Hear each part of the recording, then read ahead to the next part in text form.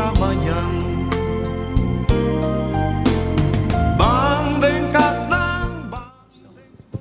Ik zou niet weglopen, Gilbert, kom er maar bij staan.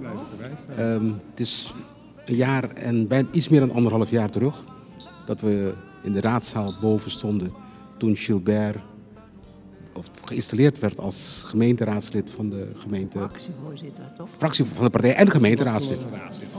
Raadslid. En vandaag staan we voor iets heel anders hier. Wat vindt u ervan? Ja, dat is moeilijk te raden zeker, of niet, hè? Ja, prachtig, hè? Ja. Trots?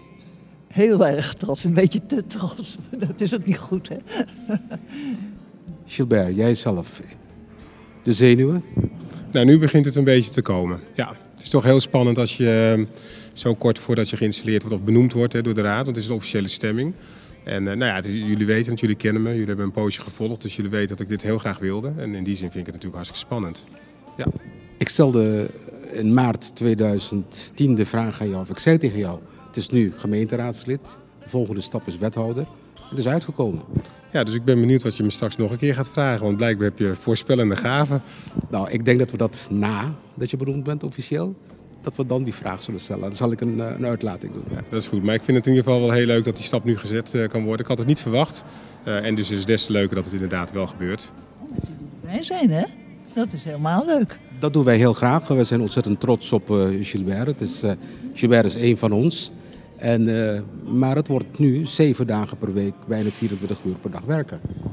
Ja, ik heb gemerkt dat die agenda inderdaad heel snel volloopt. Heel zware portefeuille. Ja, maar ik ben nu ook al heel veel en heel lang aan het werk. En wat dat betreft denk ik, het wordt natuurlijk wel een zware klus. En ik onderschat het in die zin helemaal niet. Maar met een beetje moed en een beetje ondersteuning, goede familie, mijn moeder die trots op me is, en mijn vader, dus wat wil je nog meer, moet het gaan lukken. En ik heb natuurlijk een fantastisch team van adviseurs om me heen. Dus wat dat betreft heb ik daar het volste vertrouwen in. Het officieel gedeelte heeft nog niet plaatsgevonden. Straks gaan we in dezezelfde ruimte gaan we het vieren. Nu staan we hier, proberen hem wat te kalmeren. Maar straks, als het eenmaal gebeurd is, dan gaan we flink los.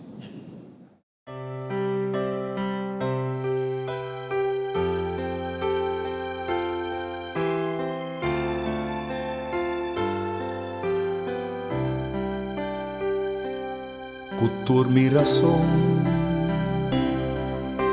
y equivocación,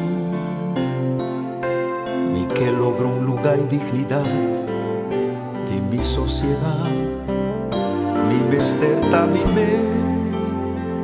mi mesterta mi mes, soño soñada asimilo que mi tal,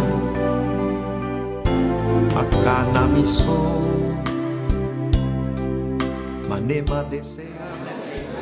Vandaag zijn we in Utrecht, in de raadzaal van de gemeente Utrecht. Een hele bijzondere gelegenheid. Vandaag wordt namelijk een Curaçaoenaar, Gilbert Isabella, benoemd tot wethouder van deze gemeente. Zeer bijzondere gebeurtenis. Vorig jaar, maart 2010, werd hij geïnstalleerd als gemeenteraadslid voor de Partij van de Arbeid van deze gemeente. En vandaag wordt hij benoemd tot wethouder van de gemeente Utrecht voor de Partij van de Arbeid. Zoals u kunt zien, heel veel gasten. Men had gedacht een kleine aantal gasten te hebben. Blijkt namelijk dat er, zoals u kan zien, wel meer dan 100 genodigden hier aanwezig zijn.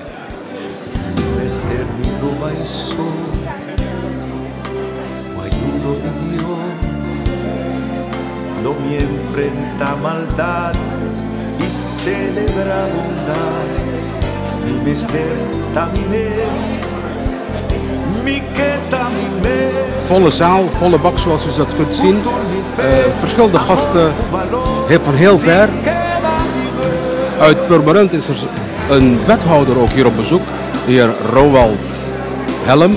Zelf wethouder in de gemeente Purmerend. Ook aanwezig hier om zijn collega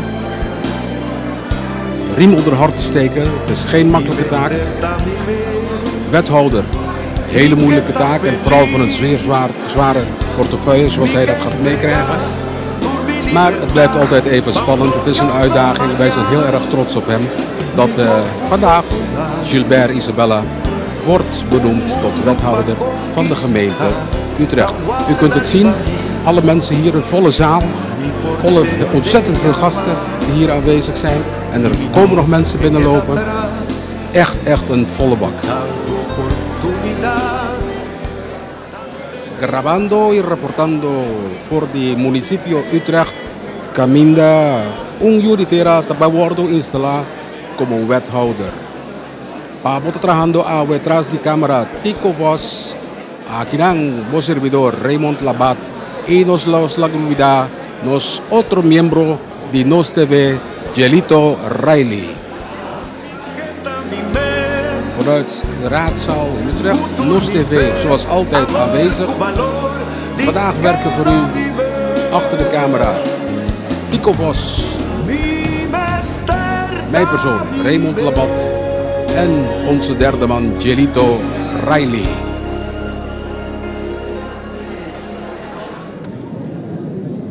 Welkom allemaal. Ja, het is een wat bijzondere raad. Het is, zoals het heet, een extra buitengewone raadsvergadering. Die open ik bij deze. En ik heet u allemaal van harte welkom. En bijzonder natuurlijk de raadsleden, maar dat is uw eigen vergadering, college. Maar ook alle gasten die er zijn. Het is een bijzondere vergadering, dus de tribune zit vol.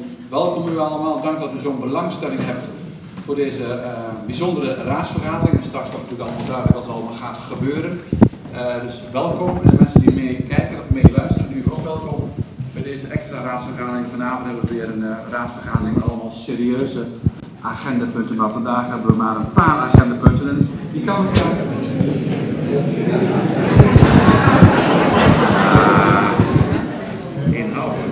inhoudelijke, ja. Dit is toch, als u wilt noemen we dit ook serieus, maar het is toch wat meer ceremonieel, zullen we maar zeggen.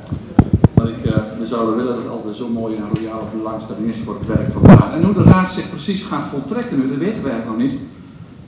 Ik heb wel een idee daarover. We hebben een vacature in het college. Er gaat een wethouder weg. En dan moet een nieuwe wethouder worden benoemd.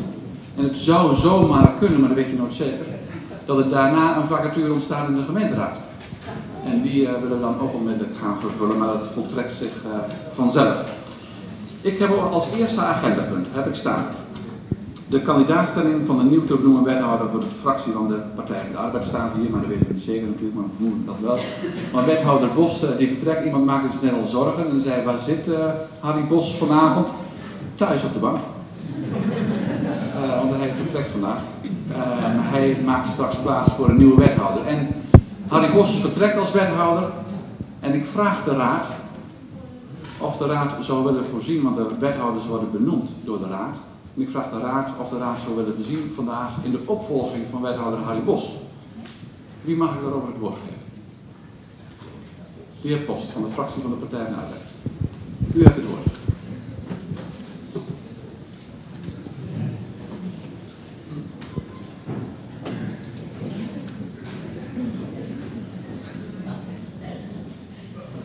Dank u wel, voorzitter. Ja, dat lijkt ons wel een goed idee om daarin te voorzien. En we hebben daar ook wel wat ideeën voor. Voorzitter, zoals u weet waren wij allen erg verrast door de mededeling een aantal weken geleden van het vertrek, met ingang van 10 november, vandaag dus, van wethouder Bos. Met het vertrek van Harry Bos verliest de stad een kundig en daadkrachtig bestuurder. Maar daarover aanstaande dinsdag meer. We spreken nu over inderdaad de vacature die wethouder Bos vandaag achterlaat. En ik kan u met gepaste trots en vreugde melden dat de fractie van de Partij van de Arbeid hiervoor een uitstekende kandidaat heeft gevonden in de persoon van onze collega Gilbert Isabella. Gilbert Isabella is als lid van onze gemeenteraad sinds 2006 gepokt en gemazeld in de Utrechtse politiek.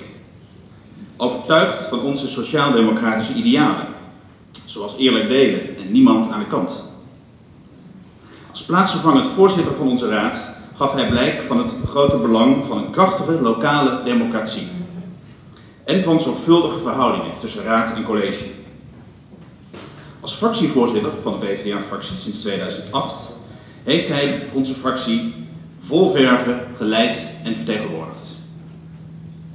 En daarbij op tal van terreinen intensief kennis gemaakt met onze stad, haar inwoners en de opgave waar we met z'n allen voor staan. Voorzitter, het zijn geen gemakkelijke tijden voor een wethouder wonen en ruimtelijke ordening. Wie en waar dan ook. Maar ik weet zeker dat Gilbert Isabella voluit gemotiveerd en in staat is deze uitdaging aan te gaan.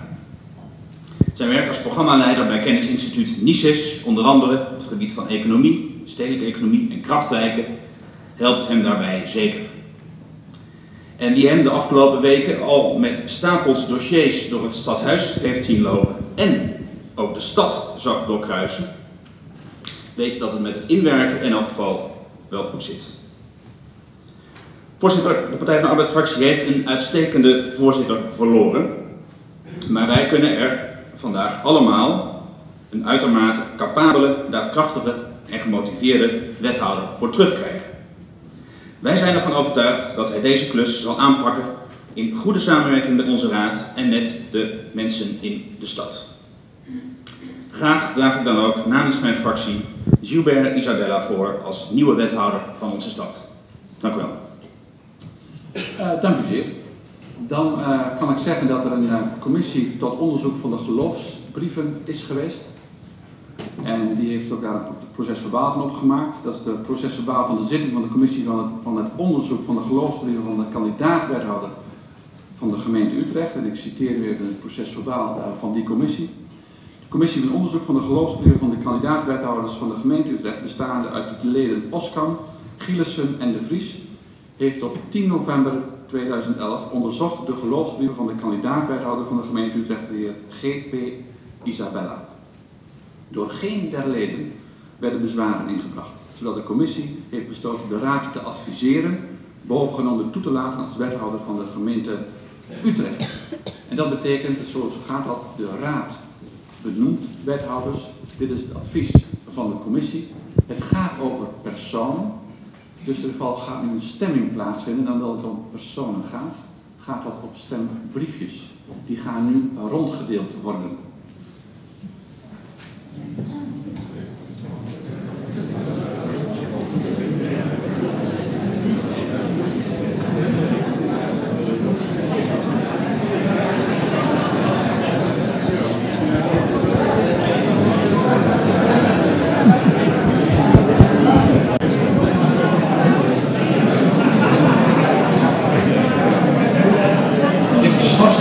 Heel kort dat de stemming kan gaan plaatsvinden. Wilt u wel allemaal op de stoel blijven zitten? Ja.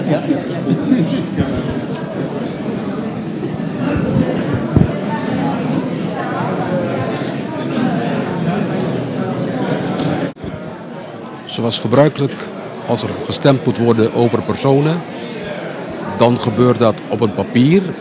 En op dit moment worden de formulieren rondgedeeld, de bekende roze papieren, waarop elk gemeenteraadslid zijn of haar stem kan uitbrengen,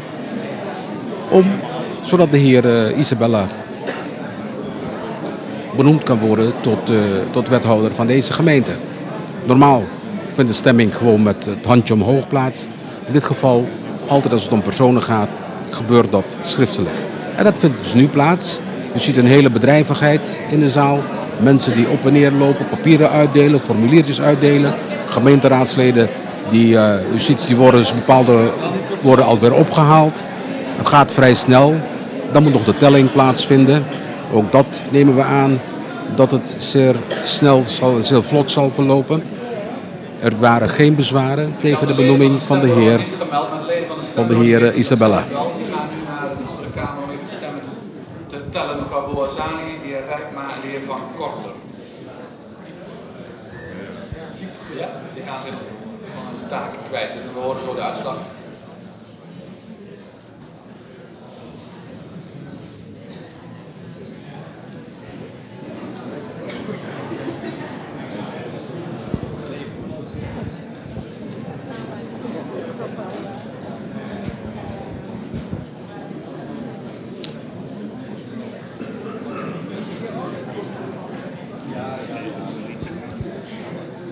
De stemformulieren die zijn opgehaald. Die worden over in de andere zaal door de stemmingscommissie worden die geteld. En dan komen ze, ik denk met enkele minuten, het moet snel gaan. Ik bedoel, ik denk niet dat er bezwaren zijn tegen de benoeming van de heer Isabella tot wethouder in deze gemeente. Dus ik denk dat ze binnen enkele minuten terug zullen zijn met de aantal pro-stemmen en de aantal tegenstemmen. Ik zie iemand al lopen richting de burgemeester. Nee, dat is nog niet. Het zou te snel zijn. En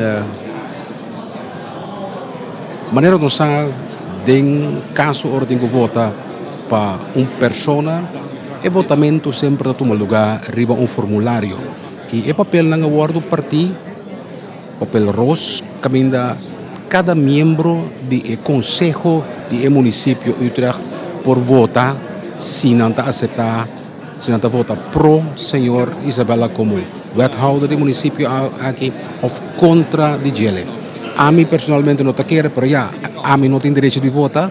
É membro da aqui de consejo de sala aqui timah de votar riba é puesto de senhor Isabella. Bom, a comissão que está encarregada com o votamento toma lugar na vai de outra câmara, que assim vai conta e voto não aqui nós estamos senhor Isabella, um tique nervioso toch, sei que sua senhora mama e sua família caminha net promeco o resultado bem back lo que te worden sim of não nombrar como wethouder do município de Utrecht.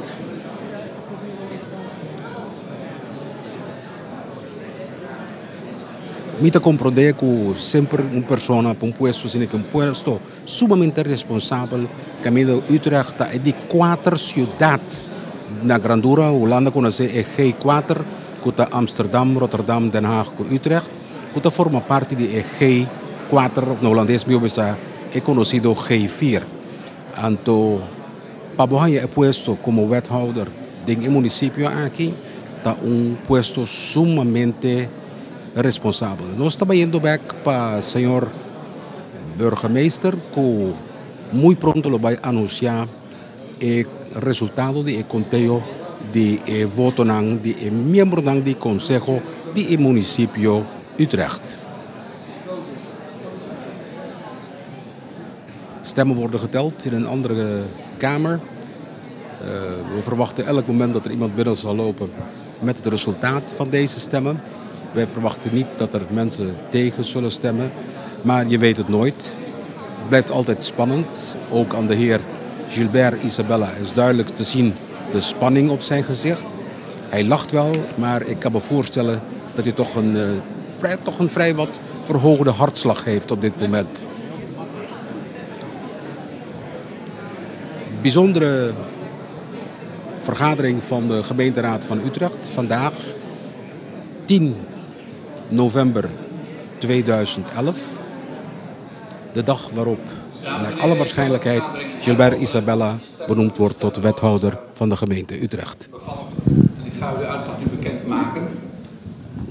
Er zijn 42 stemmen uitgebracht, 3 blanco, 69 voor. En ik ga de heer Isabella vragen.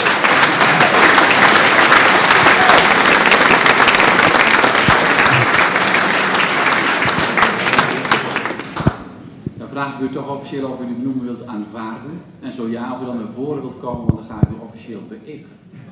Ja, voorzitter, heel graag.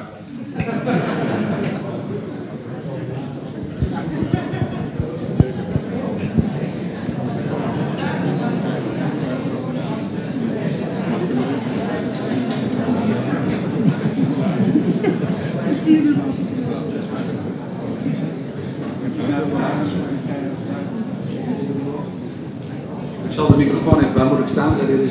Dat je goed in beeld bent vooral. Ja, precies. Daar willen wij nou straks op vragen. Dus dat gaat zo prima. Ik ga dus een heel plechtig en officieel moment, want de wethouder mag dus zijn werk niet doen zonder beëdigd te zijn. Dus ik ga de heer Isabella nu beëdigen. En hij heeft gemeld dat hij graag de belofte wil afleggen. En dan, dat betekent dat hij, nadat de eed of de belofte, de verklaring heeft voorgelezen, hij reageert met: dat verklaar en beloof ik. Dat is u bekend. Ik lees voor. Ik verklaar dat ik, om tot wethouder benoemd te worden, rechtstreeks nog middelijk, onder welke naam of welk voorwendsel ook, enige gift of gunst heb gegeven of beloofd. Ik verklaar en beloof dat ik, om iets uit dit ambt te doen of te laten, rechtstreeks nog middelijk enig geschenk of enige belofte heb aangenomen of zal aannemen. Ik beloof dat ik getrouw zal zijn aan de grondwet, dat ik de wetten zal nakomen en dat ik mijn plichten als wethouder naar eer en geweten zal vervullen. Wat is daar uw antwoord? Dat verklaar en beloof. Gefeliciteerd, u bent wethouder.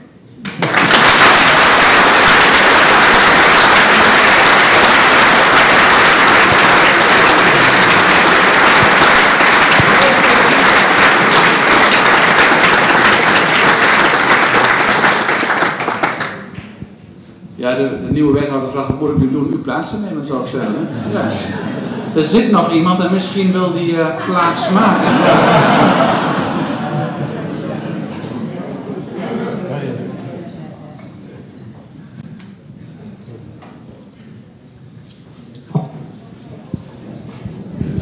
Even de felicitatie aan het college wel natuurlijk, mag even snel feliciteren. Ja, zo gaat dat.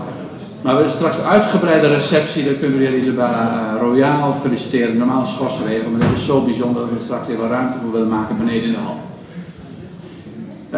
Ik zie dat Bernhard op ons weg wil gaan, of wil hij nog wat zeggen? Voorzitter, ik wou nog wel wat zeggen. Ja, nou, gaan we even zitten.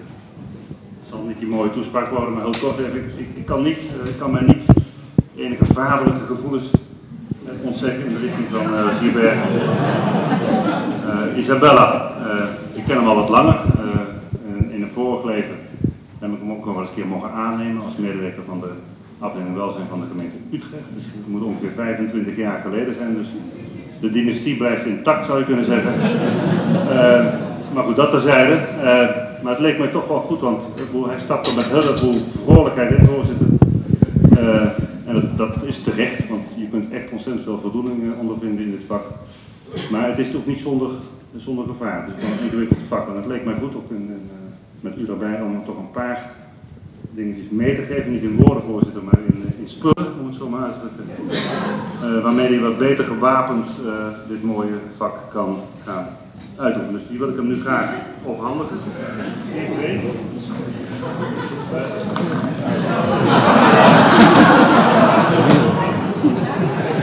U kent het onderwerp, hè? Hier zaten die handtekeningen in voor de gamma zijdebalen. Het zegt iets over dat je het er ook in belangrijke mate niet alleen met allemaal moet doen, maar dat je ook vooral zelf de handen uit de mouw moet steken. Dit is misschien wel het beste cadeau wat we aanbieden. Je kunt je hoofd behoorlijk stoten, kan ik eerlijk zeggen, op hier in deze zaal. En lijkt me goed om daar enige bescherming voor aan te bieden.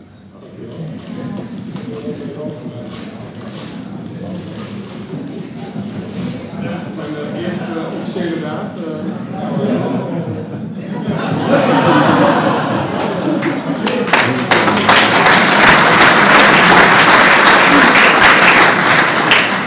Voorzitter, maar het gaat natuurlijk niet alleen om die hallen natuurlijk. Ik heb ook nog wel iets bij dat iets wat vaak symboliseert als het goed gaat met het bouwen. Ze worden wat zeldzamer tegenwoordig, maar er worden toch nog wel eens een enkele keer wat eerste palen geslagen.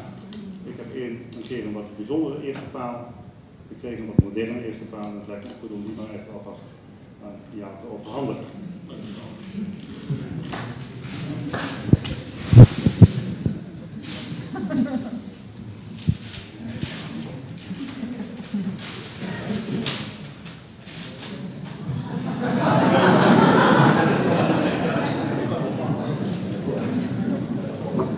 Voorzitter, dan misschien eigenlijk wel het belangrijkste, want het is ook altijd wel een spannende baan. Het gaat om huizen, dus het lijkt mij goed om een kleine starterscadeautje, want er staat niet over starters op, ook even overhandigen en laten we aan de zaal zien wat het is. Absoluut.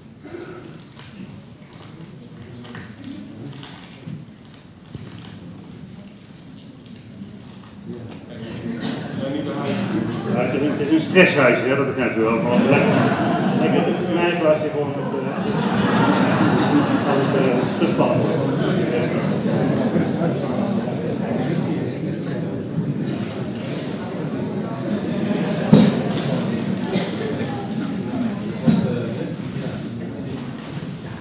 Dank u zeer, oud-wethouder Bos.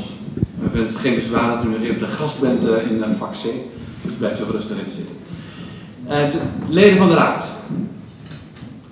Leden van het college, dames en heren. Ja, de heer Isabella is nu wethouder en moet, denk ik, vooral nu aan de slag gaan. En dat is het beste, die worden natuurlijk pas toegesproken als ze echt de klus hebben geklaard. We weten nooit hoe lang dat gaat duren. Dus hij moet nu vooral aan de slag. Dus ik ga hem niet toespreken aan zijn nieuwe hoedanigheid als wethouder. Maar ik ga hem wel even iets tegen hem zeggen als oude raadslid. En dat is natuurlijk net, heeft hij afscheid genomen van de raad en is toegetreden tot het college. Er wordt vandaag van hem, ik mag wel zeggen, een grote flexibiliteit verwacht, want hij is al wethouder zonder dat hij afscheid van de raad heeft genomen. Ik hoop wel dat hij inmiddels wel afscheid heeft genomen van zijn vorige werkgever. Als ik kijk opeens een combinatie van 3 banen in 1 functie, dat lijkt me ook niet goed. Maar hij gaat vandaag aan de slag in zijn nieuwe ambt, zoals dat officieel heet. Hoewel, afscheid nemen. Ja, eigenlijk is het ook geen afscheid natuurlijk. Hij gaat gewoon verzitten in deze zaal. Hè? Hij gaat op een andere plek zitten in deze zaal. Je zou bijna kunnen zeggen, hij doet een stapje terug. Of niet? Dat zeg ik even tegen de raad en als voorzitter van de raad. Ik zie een stemmig knik. U hebt gezien hoe de verhoudingen liggen. Wethouders worden benoemd en ontslagen door de raad en het hoogste gezag in het land. Dat zijn toch de volksvertegenwoordigers, de raad, provinciale staten, de Tweede Kamer. En als bestuurder ben je natuurlijk ten dienste van de raad. Dus een klein stapje terug. En eigenlijk zou je kunnen zeggen, ja, je gaat afscheid nemen van de raad om meer op het stadhuis te zijn. Klinkt heel gek eigenlijk, dat afscheid, maar toch om hier meer te zijn. Om meer in de stad te zijn, om meer op het stadhuis te zijn en om meer te gaan doen ook voor de inwoners van onze stad. Want het is echt een meer, dat verklappen we nu eigenlijk pas, meer dan fulltime baan, meneer Isabella, voor u de komende tijd. Komt hij nu mee? Zal hij zeggen, maar nee, hij gaat er vol energie in. We zullen u nog vaker zien op het stadhuis, maar van een afscheid is vandaag dus echt geen sprake. Hij zit inmiddels in vak C, maar hij neemt afscheid van de raad, dus een voorlopig einde van het raadslidmaatschap. Goed om denk ik nog even kort terug te kijken op dit periode. Dus eigenlijk zou je kunnen zeggen, ik heb de wedstrijd van zondag nog in mijn hoofd, 6-4. Het is een soort publiekswissel, zou je kunnen zeggen. Publiekswissel. Een beetje vroeg in de wedstrijd, of vroeg in de tweede helft, zouden we kunnen zeggen, nou, wethouder Bos, maar het is niet anders, daar gaan we volgende week wat uitvoeriger op in. Publiekswissel. Uw voorzitterschap, meneer Isabella, van het presidium mag niet onbenoemd blijven. U bent voorzitter geweest van het presidium, dat is een bijzondere taak in de raad. Dat hebt u een hele tijd gedaan en daar hebt u ook bijzondere inspanningen voor verricht. Burgemeester Brouwer is een hele tijd ziek geweest, dus u hebt feitelijk ook vaak de raad ervoor gezeten. En rond het presidium zitten nog heel veel andere taken die mensen eigenlijk niet zo kennen buiten de raad. Maar het is een stevige klus. Je moet ook de zorg voor alle medewerkers die werken voor de raad en voor de Griffie. Je zit de vertrouwenscommissie voor. Je hebt allerlei andere klussen die je er maar zo even bij moet doen. Fijn dat u dat hebt willen doen in die periode. En de mensen die toen aan hun zorg waren toevertrouwd, hebben nog even gevraagd hoe ging het toen allemaal. En er vallen woorden als integer, oprecht, verantwoordelijk en hij bleef solidair met de mensen waar hij voor stond. Dank daarvoor. En uiteraard, het werd net al even genoemd door de heer Post, uw fractievoorzitterschap. Vanaf 2008 hebt u dat gedaan van de Partij van de Arbeid-fractie. Die taken heeft u Frauke van Iperen opgevolgd. Een fractie toen nog van 14 mannen en vrouwen. En uit de fractie, ik mag er niet te veel uit zeggen natuurlijk, maar die taak hebt u met flair vervuld. Diverse mensen die we hebben geraadpleegd even, die zeggen streng doch rechtvaardig. Ik citeer u de raad ook niet, ik heb letterlijke citaten. Discipline en structuur en een zakelijke aanpak. Dat heb ik teruggekoppeld gekregen uit de fractie. En men dankt u zeer omdat de mensen die de fractie hebben gewerkt zeggen, hij gaf ons royaal de ruimte, zodat wij optimaal konden floreren als raadslid. Dus ook namens de raad en namens die fractie, dank daarvoor. Tegelijkertijd was het af en toe wel zo gezellig in de PvdA-fractie. De mensen van de Griffie hebben gezegd, nou ja, soms ging het een beetje te ver en moesten de fractie vanwege de grote gezelligheid tot een zekere rust manen, omdat de mensen die meer normaal hun werk konden doen op de Griffie. Ja, dat kan natuurlijk ook niet. Dus goed misschien dat u daar dan ook weg bent. Dan Als we kijken naar uw taken inderdaad, iedereen associeert dat natuurlijk onmiddellijk met cultuur, ik zelf ook. Ik heb zich enorm in de raad ingezet voor de behoud en voor veel dingen doen in het kader van cultuur. Ik kwam me ook regelmatig tegen op allerlei evenementen en festiviteiten in de stad als raadslid. En dat is ook goed, ik trok er toen ook al op uit als raadslid. Ik heb zich sterk ook ingezet voor de jeugdparticipatie, dus dat ook jeugd goed kon deelnemen aan cultuur. En ook, natuurlijk is ook wel mooi, op dat vlak vaak raadsbericht opgetrokken met andere fracties. En daarnaast was u natuurlijk hiervoor op allerlei andere terreinen actief bent bij NISUS, in Dordrecht, waar u in de stedelijke ontwikkeling hebt gewerkt. Dus een beetje, eigenlijk kunt u zeggen, bent u al vroeg aan het voorsorteren geweest op deze functie, overal een klein beetje opleiding gedaan om vandaag wethouder te kunnen worden. Het voorzitterschap wil ik ook nog even noemen van het panel deurbeleid. Dat is ook een klusje naast het raadslidmaatschap belangrijk om de discriminatie de deur bij de horeca in de stad te voorkomen. Daar bent u ook heel actief in geweest, daar willen we ook zeer voor danken. Allemaal in het kader van het convenant op veilig uitgaan, want dat willen we graag allemaal nastreven in deze stad. Als alle rollen die ik noemde speelt u, voor zover ik heb kunnen waarnemen, met overtuiging. En met vaak ook een gezonde dosis emotie, maar een emotie waar u zich feitelijk nooit, althans niet zichtbaar voor mij, door het praten meeslepen. U hebt een grote plezier het raadswerk gedaan, zo hoort dat ook, als een voorbeeld, met een grote inzet en een mooie voorbereiding op dit vak. Het is een groot voorrecht om een tijdje raadslid te mogen zijn. Het is ook een groot voorrecht om wethouder te mogen zijn. Dus ik gun u daar heel veel plezier in. Meneer Isabella, vandaag nemen we afscheid van u als lid van de raad. Dat hebt u lang gedaan en zelfs zo lang dat we er ook even plechtig bij willen stilstaan. Want u krijgt officieel de raadspenning. Die hebt u verdiend voor uw geweldige inzet als raadslid. Die ga ik u nu overhandigen.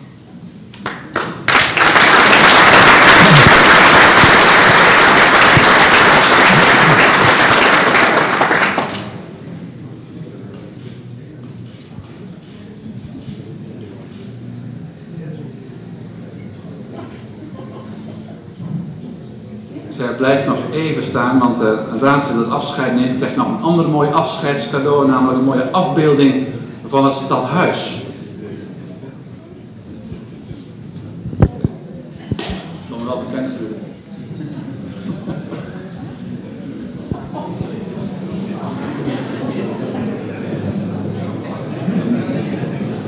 En een bos bloemen nog van de raad, voor de ere misschien. Meneer Isabella, ja, ik wens u ontzettend veel plezier in uw nieuwe ambt. Ik dank u zeer voor uw inspanningen als raadslid en we gaan u nog heel veel zien in de stad en op het stadhuis. Heel veel plezier.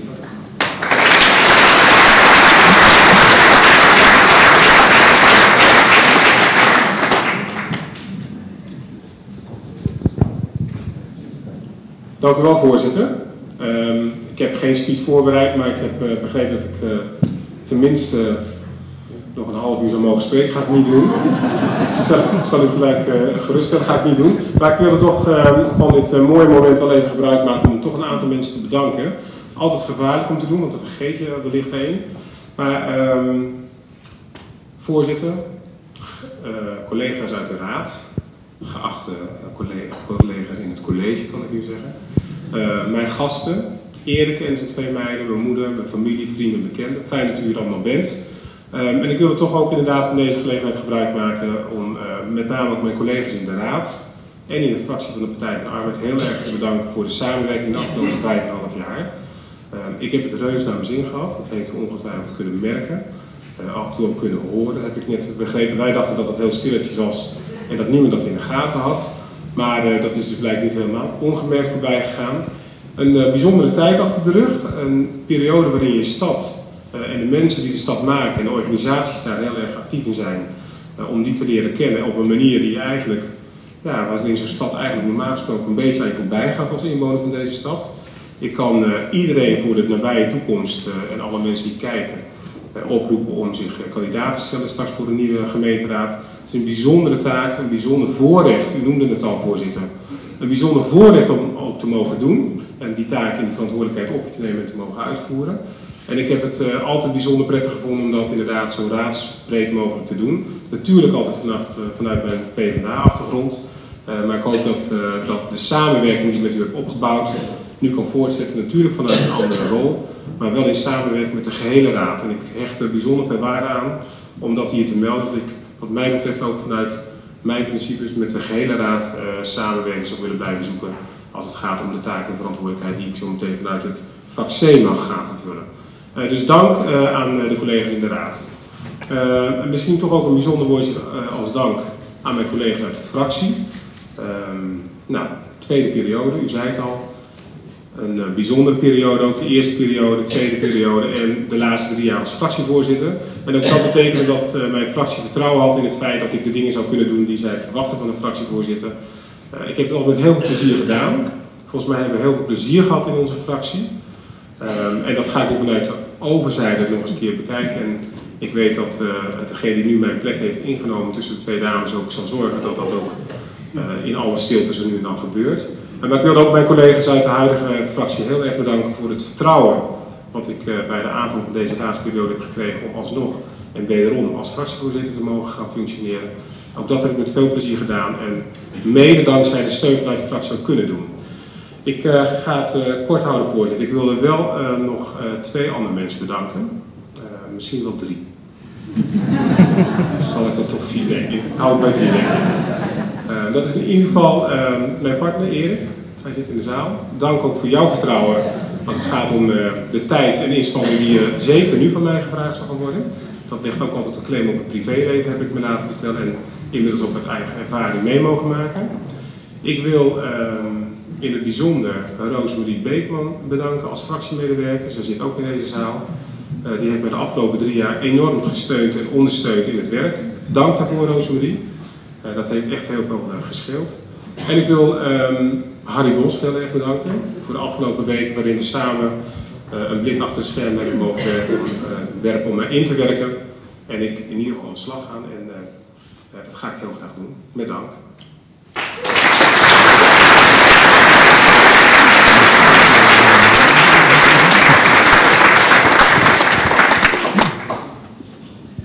Dan hebben we nu een vacature in de raad.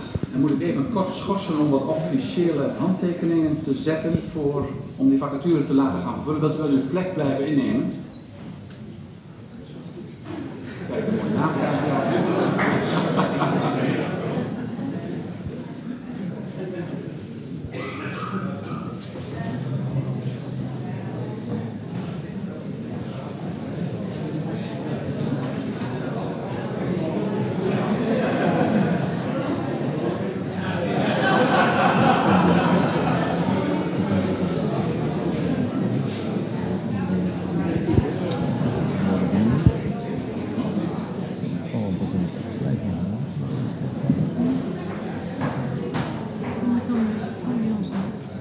Ja, alles kan.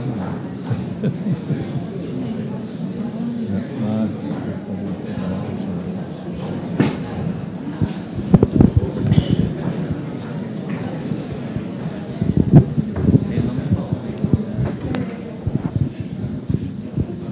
Een klein uitzien. 3 raadsleden hebben de raadzaal verlaten om de geloofsbrieven van het nieuw te benoemen raadsleden te onderzoeken. We komen zo terug.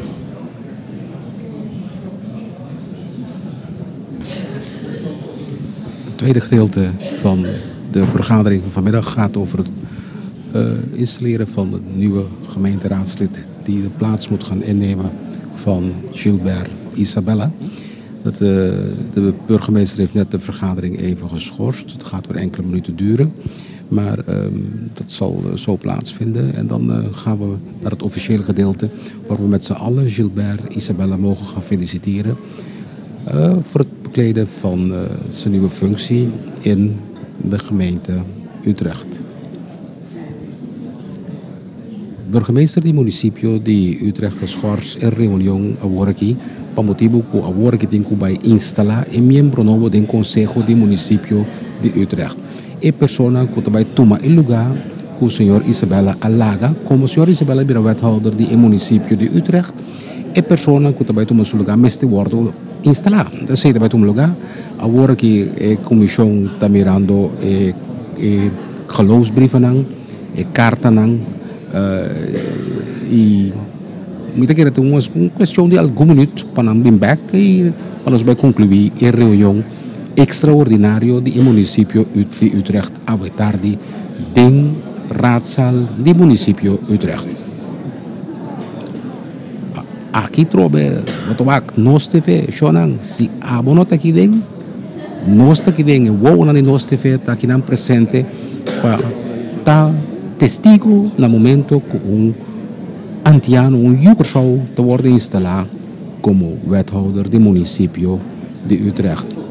Nos equipo maar sempre, nos ting, tico voor atrás de camera, nos tinos técnico Gilito Riley y a mí Raymond Labat, vos servidor. Overneemt zoals te doen gebruikelijk. U knikt, dan ga ik vragen of het nieuw benoemde raadslid in het gebouw aanwezig is. Dat is het geval. Je weet het soms niet. Wat een toeval. En ga ik hem beëdigen.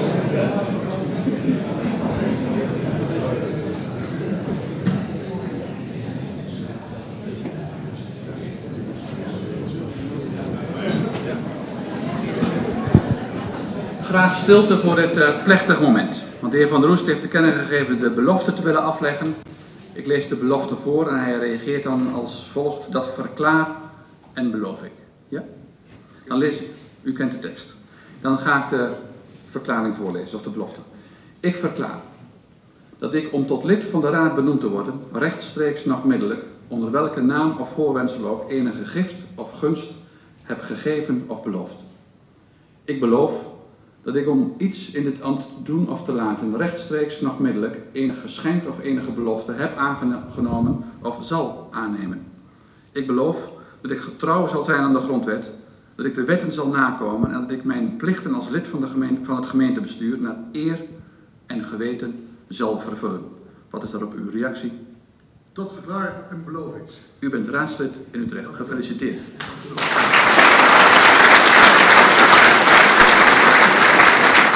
Ik wil alleen maar even... Daar ben ik weer.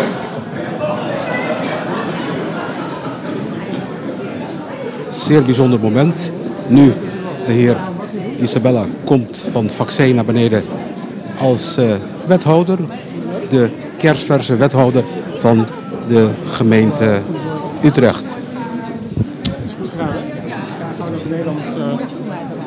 Heel snel gefeliciteerd. We gaan je zo straks officieel nog interviewen. Hoe voelt het aan? Geweldig. Ja? Heel erg mooi. Nou, we gaan je zo apart nog eens een keer interviewen. Ga naar je gasten toe. Ga ik doen. U heeft het gezien, Gilbert Isabella, de kerstverse wethouder in de gemeente Utrecht. Zoals u weet, als u er nu bent, zijn wij er hier voor u in uw woonkamer. We staan hier naast de burgervader van de gemeente Utrecht. Maart vorig jaar stonden we ook hier. Toen werd Gilbert dus geïnstalleerd als raadslid van de gemeente Utrecht. Toen zei ik nog tegen hem, nog even en dan komen we terug voor wethouder. We staan hier. Ja. Kerstverse wethouder heeft u benoemd of geïnstalleerd, heet dat eigenlijk? Ja, gewoon beëdigd. Ja, beëdigd. Geïnstalleerd, ja. Hoe voelt dat? U kent Gilbert. Ja, ik ken Wat hem. verwacht u van hem? Ik ken hem heel goed en u hebt een grote voorspellende krachten, zeg maar. Die voorspelling is uitgekomen en het is een voortreffelijke kerel. Hij is heel toegewijd, hij was een goed raadslid ook. Heel actief in de gemeente, heel actief ook onder de mensen de stad ingaan. Was een goed raadslid, dus ik ben helemaal niet verbaasd toen Harry Bos aankondigde dat hij zou willen stoppen. Toen zei iedereen, fluisterde onmiddellijk al, dat gaat Gilbert Isabella worden. Nou, dat geeft ook het vertrouwen in hem aan. Geen makkelijke taak. Ik bedoel, Nee. Utrecht, een van de G4, Ja. een van de 4 grootste steden van Nederland. Blijft toch altijd een hele zware uitdaging. Ja. Ook voor u als burgemeester, Ja. maar ook voor de wethouders. Ja, het is echt, mensen onderschatten het wel eens. Het is echt een ingewikkelde, zware baan. Waarin je bent wethouder voor dag en nacht. Ook in de weekenden heb je piket of je moet naar allerlei dingen toe. Veel vergaderen, 's avonds veel op pad. Dus het trekt ook een zware wissel op je privéleven. En dat kun je alleen maar doen als je zeer toegewijd bent, een grote liefde hebt voor de stad en voor de inwoners van de stad en voor de bedrijven. Ja, en bereid bent meer dan 100% je in te zetten. En af en toe is er ook kritiek, dat hoort er allemaal bij. Je kunt het nooit voor iedereen goed doen. Een bestuurder moet ook kiezen. Je hebt natuurlijk oppositie en coalitie ook in de raad. En het is een zware portefeuille. De eerste week is het natuurlijk een feest. Bent u het met ons eens dat ik zei het tegen hem, en dat geldt ook voor u. Het zijn posten waar u 7/24 bezig bent. Ja, dat is echt. Mensen realiseren zich dat vaak vooraf niet. Maar als je er één keer in zit, word je er helemaal in opgezogen. Het is ook wel de kunst, daar waarschuw ik zelf mensen ook wel voor, van let op je privéleven. Dat je toch een goede balans houdt. Zodat je privé doet, je partner, je familie en ook af en toe tijd hebt om na te denken. Maar in zo'n grote stad liggen zoveel klussen. Zo'n snelgroeiende stad en de portefeuille die hij heeft, Leidse Rijn, een hele grote nieuwe woonwijk. Een nieuw Leidse Rijncentrum, er moet zoveel gebouwd worden. We zitten in economisch zwaar tij. Dus het is echt, ik denk nog nooit zo ingewikkeld geweest als in deze jaren om een stad te besturen. Minder geld, grote ambities, ook zorgen. Dus maar als je ziet hoe hij, wat voor een plezier hij erin heeft en hoe hij er naar uitkijkt, dan gaat het allemaal goed komen. Wijze woorden van de burgervader van Utrecht, u hoort het. Een man met veel ervaring in de stad. Het is geen makkelijke baan, het is een uitdaging. Maar ook wij van onze gemeenschap hebben er vertrouwen in dat Gilbert dat zal doen. Burgemeester, van harte bedankt en heel veel succes met uw nieuw lid in het college. Ja, dank u zeer. U mag mij er ook mee feliciteren dat we deze kerel bij ons in het college hebben. Van harte gefeliciteerd. Dank u zeer. We staan nog even hier in de raadzaal van de gemeente Utrecht met nog een landgenoot naast ons, ook wethouder, die speciaal uit Purmerend gekomen is om zijn collega vandaag te komen feliciteren. De heer Roald Helm, wethouder uit Purmerend. Ja. Bijzondere dag, ook voor u namelijk. Ja, natuurlijk. Ik ben blij dat er weer een landgenoot weer tot de functie is geroepen, zoals dat heet, van wethouderschap. Dus ik denk, ondanks mijn drukke agenda kan ik dit niet voorbij laten gaan. En wil ik toch Gilbert komen feliciteren en ook meemaken van zijn installatie. Niet van dezelfde partij, maar toch samen. Ja, samen. Dat is iets dat bij ons ver te zoeken is, het samen. En vooral mensen die wat bereik hebben, want ja, ik blijf altijd wat dat betreft wat kritisch. En mensen zullen denken, ja, dan heb je die zuurpruim weer.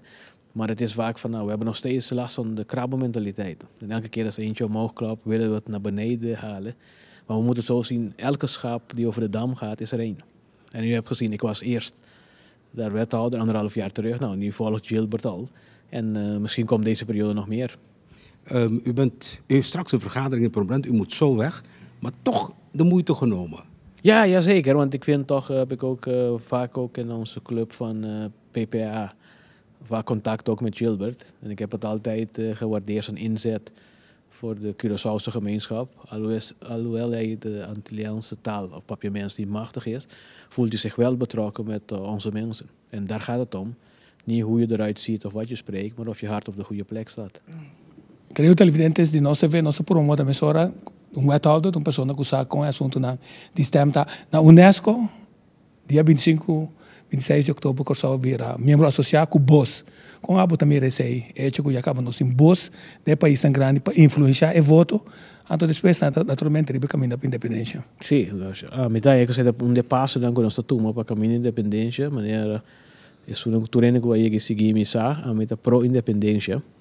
E a você que também um de passo dan com nossa dona para baixo, pero para ouvir independência tem mais coisas que tenho bem. A coisa mais importante tá para tem ensinança. Ensinança e que tu vai ensinança. E agora tem esse tipo de coisa, agora tem povo educar, que agora vai trabalhar para caminho de independência. E a história de nós estamos sempre com nossa consistência de mais com 52 nacionalidades. No momento que vai definir quem está Yugoslav, quem não está Yugoslav, é chance que grande parte da caia for, está bem grande. E que está passando agora, ainda que pode dar um aporte para lograr a luta de independência, está caia for. E também se olha uma apelação natureza, lá nós vamos entrar na ensinança e como repartir a riqueza. Portanto, tem ende que é a pirâmide de Maslow. Ende que tem Hamburg, não também pensa com independência e democracia e coisas, né? Pensa como é para ter pão, como é para comer e como é para dar melhor de comer. E você não espera logra essa não para mim repartição de riqueza não só cortar país mais rico, mais potencial mesmo. Sobre a distribuição ou canal de Panamá está ser ampliado, ou também a Ásia está crescendo, ou também a Latinoamérica como o Brasil, que tem uma potência econômica, Colômbia, que tem um lugar que também que o piano não sabe agora que também está pick-up mais a pisar, e pensei dentro Caribe, dentro Latinoamérica, e não tem nenhuma possibilidade também, para encerrar com o primeiro que nós precisamos ver para trapar para de lande. Não precisa começar a pensar, em vez de brincar outro, vamos a conosco ganhar sem. Se você é importante, mas não é nós complementar outro. So, normalmente, se um é bom, tá bom, mas ali banda para outro começar completamente de novo. Nós se vê tá pecado bem, não que quita, nós se vê banda para começar totalmente de novo. Mientras tanto, tem mercado tanto holandês como mercado de Curaçao, mas há pouco de tipo de vrijwilligers aqui botar hanha, que está disposto para reportar coisas bom que está sucedendo. Só acaba mesmo. Mira NOS, mira nenhum público omroep, mira nenhum comercial zender, não tem, nós TV tem. Sim, sim. E terceira coisa, e em vez de nós não bisa já, se tem uma organização cabo, nós também donar apoio para ser mais grande, lo que nos quer é lançar a trove para antorcemos nós que é chiqui. Que agora nunca nos notase é passo para bisa virar mais grande. Pero me que coisa tem que também com nós tour que está rei, e da maneira de fundo bully van Leeuwen bisa all chief no Indians. Mas mira, gravação não nós assim. Ora nós escrevemos com letra de ouro, história que toma lugar na Paris. Que bom ponto de vista tá hecho com Curaçao agora tem voz tá ressonar junto com 201 países na do mundo na UNESCO. Não, Curaçao abira membro associado de UNESCO, uma coisa sumamente clave. Maneira nossa papel com diferente gente acaba ensinança tá uma coisa primordial de uma comunidade. Tá e não bota começar, tá é fundeshi, e não bota sembrar. Se você não sembra ensinança, você não cosecha desenvolvimento do país. A mim se quer, está sumamente clave, a botico vai um trabalho bárbaro, caminho da roupa não tem. De uma maneira sempre me avisa, se a botico tem nossa festa tem, tico voz tem, na Paris, para ter certeza de embosar o qual capaz de nada. Então, um ponto clave, obviamente, bawak vez tras vez, coisa que passa, bawak speech, eu tomo que tira speech, como é speech de ministro. Não, impressionante, esse é um speech. E não botar wak trobe, não, com nós, Curaçao, enta dois, três, tá vários idiomas nós tá dominar. Então, o senhor Janssen, ministro de Enseñança e Cultura, a mostrar comunidade, todo o país que estava presente dentro da sala e na Paris, que a mostra que nós por. Nós temos um país, mas geograficamente chiquito, 442 km², mas nós está roupa grande. O qual que está tiki ministro de qualquer país grande, para pôr para ter um speech no idioma que nós dizemos. Mas não sabe preparar. Mas quando ele está com coisa na orelha, está escuta. A mim, o senhor Janssen hinca coisa na orelha, mas já. Se está em inglês, depois escuta. Se está em espanhol, depois escuta. Se está em francês, na qual idioma que está seguindo. Ante coragem, para ter bom chiquito, ela bisa América. E não menciona América, se não, mas tu está com país não. Forma bloco junto com América, que está para lobby, para stop com a chantagem e reconsiderar a sua posição para não quitar o fundo na for de UNESCO da parte de educação. Se você esse não, essa é trobe, mas não é se você não sembra ensinança, logo não cosecha desenvolvimento. Ni paz. Se no momento você quita essa organização, mané UNESCO, lo qual está passando de caso que o país a vota para Palestina vira membro, já não está fato bárbaro. Não está jogando política, caminho da ensinança, não tem coisa político. A ensinança tem coisa, direito de cada país, de cada yucunanse, tem o direito de, e não logramos jungar política com ensinança. Sim, a mim está sumamente contente de estar aí presente, mas nós volvemos a mirar mais, junto com o Merca sempre vai ter parque que corre dentro dos olhos, que está Inglaterra, mas também Holanda, que volver a demonstrar que país que estava assim tolerante, assim progressivo, com agora que não para interesse econômico e interesse de outro índole, está mostrando que não há transcender no mundo moderno, caminho nós temos uma força e na educação definitivamente apoiar outro. Nós que tu vai dentro política, então dentro tipo de política que finalmente também há com guerra, não olvidar que a UNESCO a bem forte é pata de Nações Unidas, que a Nações Unidas que bem forte é pata Liga de Nações, qualquer da abolina depois da Primeira Guerra Mundial, para motivo de desunião, para motivo de uma Primeira Guerra Mundial. E com de duas guerras mundiais a querer que via de Nações Unidas para sempre, paz para sempre, também está farsa.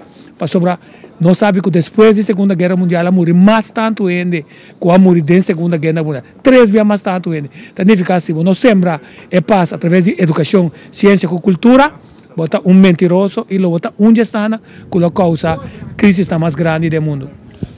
Jorang, ahora que nos trae padeng, pues está haciendo bastante frío aquí nang. Atraja pabo awe na Utrecht.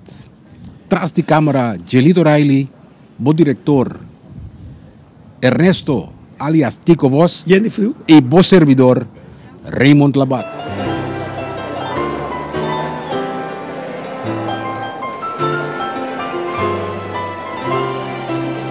E barranca, unos ascoli, asinca, animal, arse monster, boca abrir.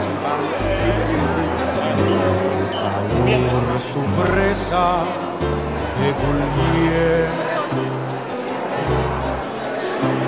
La manca batal tengesa con sonido, manera musiquizuna. Tante mai arriba, da tutta vaca, si la baby, formando un sexón di filo.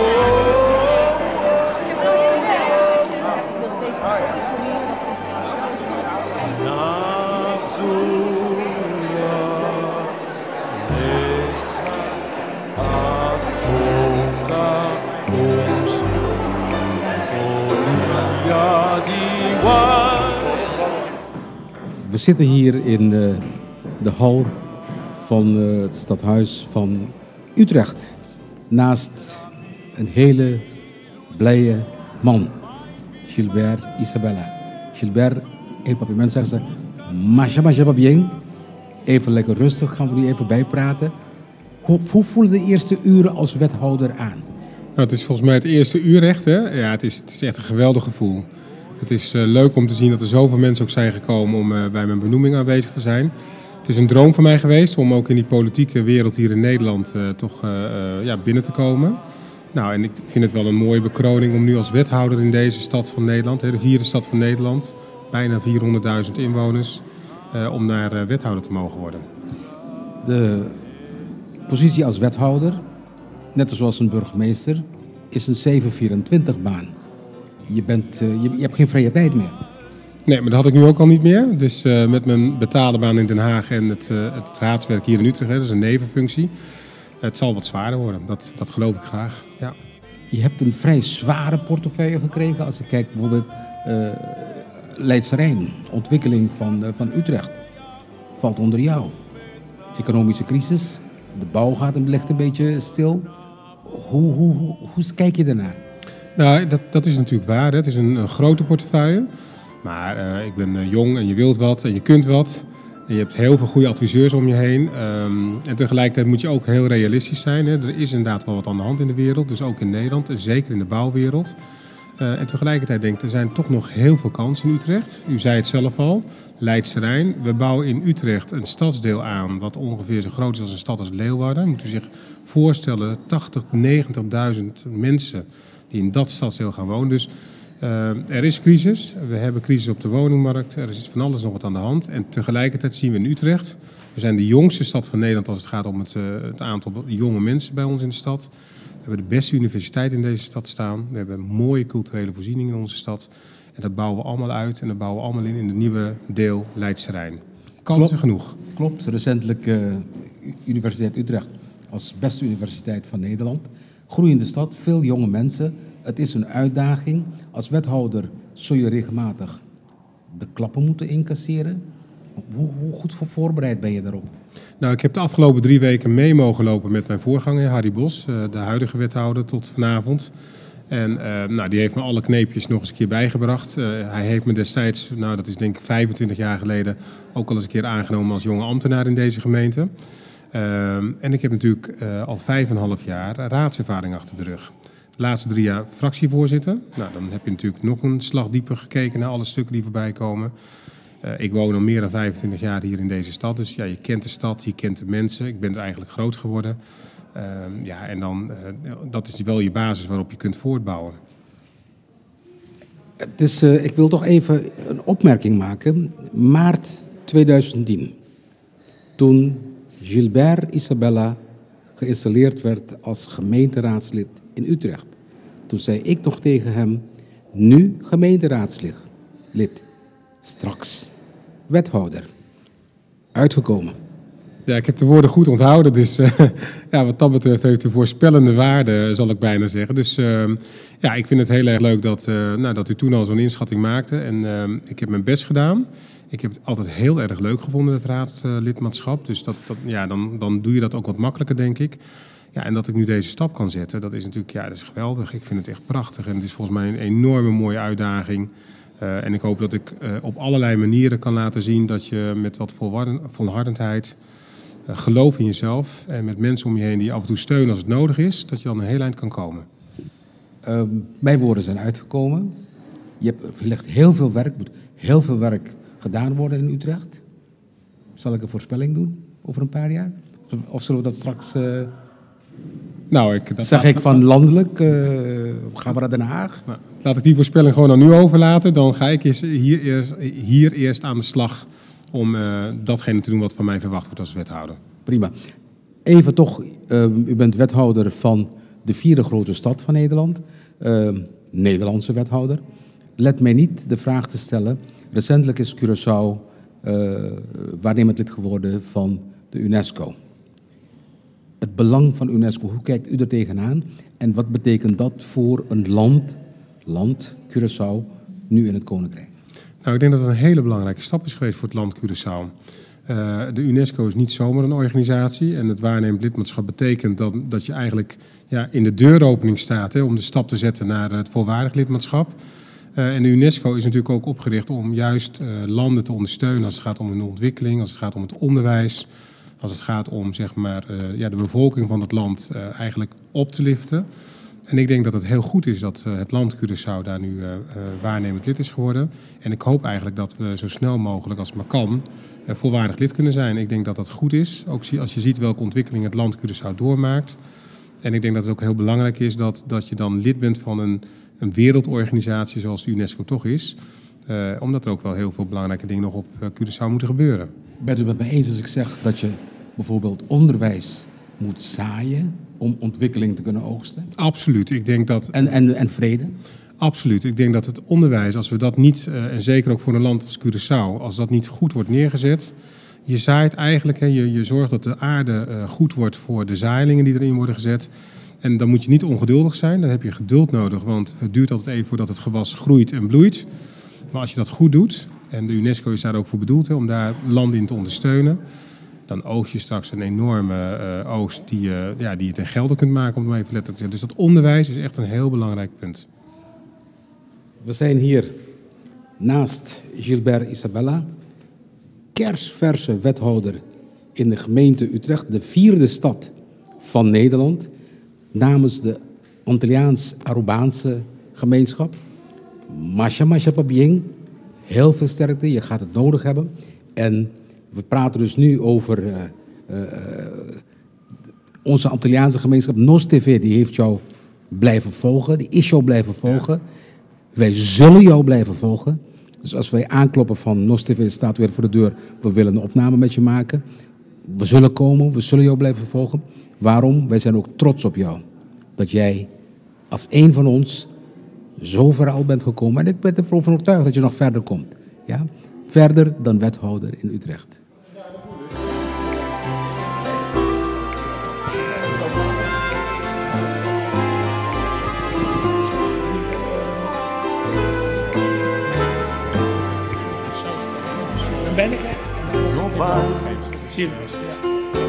No vai ayudar che rato más continuo di bisanada yo papia continuo di escucharmi tampoco Gisinta numa pa